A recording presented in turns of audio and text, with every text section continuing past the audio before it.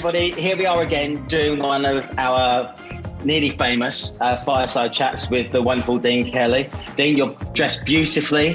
How are you? Exactly. I know. Which one of the suppliers is your favourite?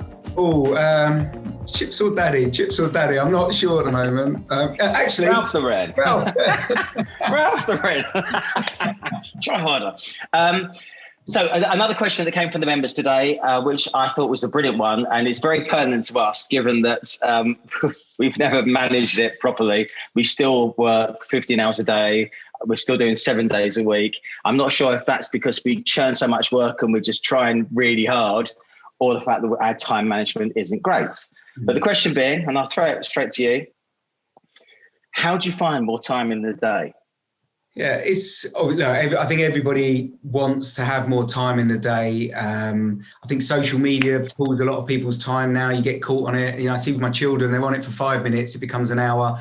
Work's very much the same. You can sometimes get fixated on something or be in a meeting for an hour when you don't need to be.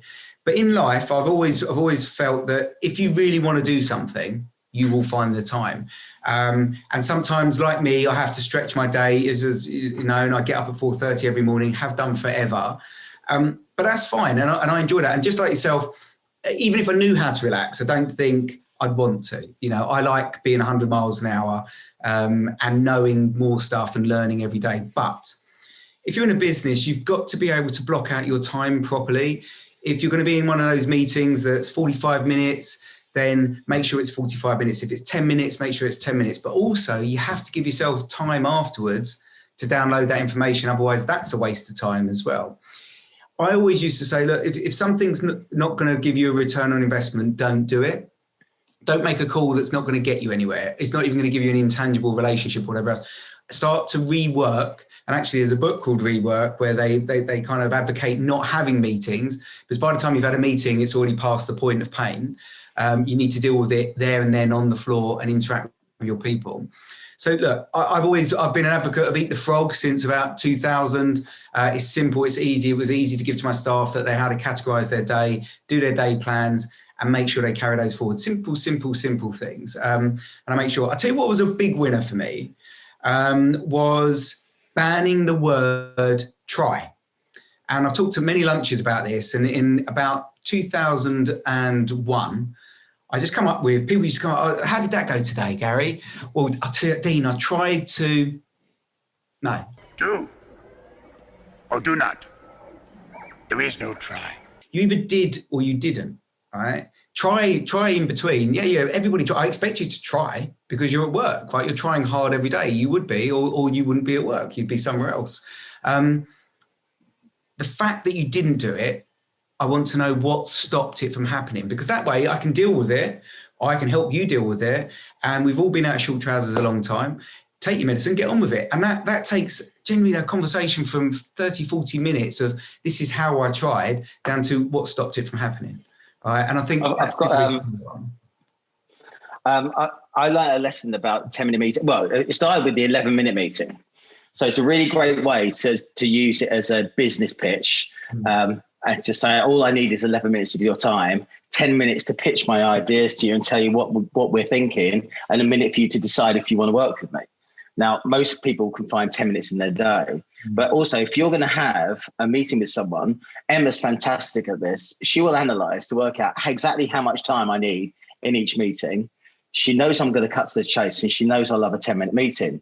Now, it did culminate in someone coming all the way from Wales to pitch me. It's obviously credit safe. So they've come along to pitch.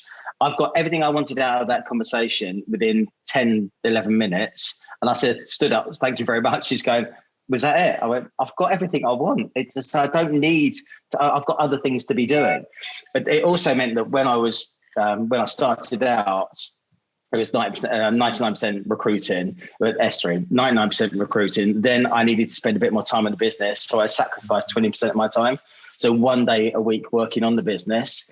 Then as we started to put momentum in, I only used to put in mornings. So every afternoon, it was just freestyle, whatever I needed to do. It meant that my things to do list was always getting shorter. I wasn't actually just getting longer and longer. And if something sits to your to-do list for more than a week, it's not worth doing. because you're prioritizing everything else ahead of it, unless you're the type of person who has occupational hobbies, which is my absolute no-no. There's lots of things that people like to do, including recruiters now, who love cruising through LinkedIn because it's quite interesting. There's a funny video from me. There's loads of interesting stuff on there. But they love doing that. What they don't love doing is picking up the phone and trying to beat down some doors to win some business. So that's an occupational hobby. And we just need to be mindful of that. Otherwise, the important stuff isn't getting done. Are you a fan of sprints?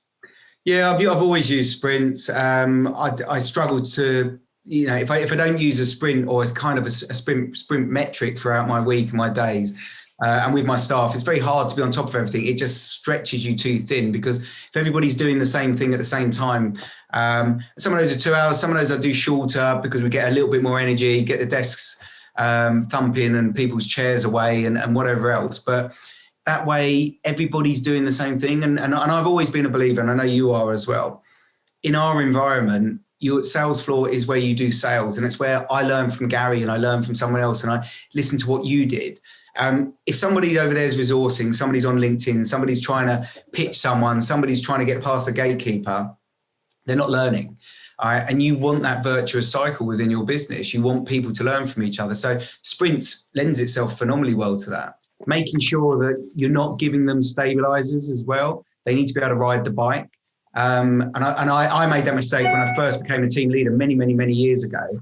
That I was billing, doing lots of deals, but my 2 employees, or team members as they were, weren't doing as many deals as I should. So I would give them contract deals just so that I didn't have to manage them.